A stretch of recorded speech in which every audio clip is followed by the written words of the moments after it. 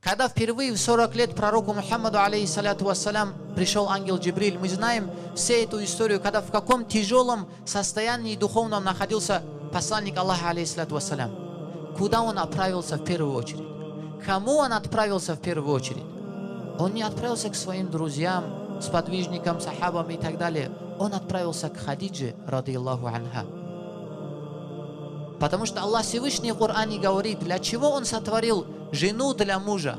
Литаскуну илейха, для того, чтобы муж успокаивался возле жены. И пускай каждая сестра спросит себя, является ли она той женой, какой являлась Хадиджа, возле которой муж успокаивается.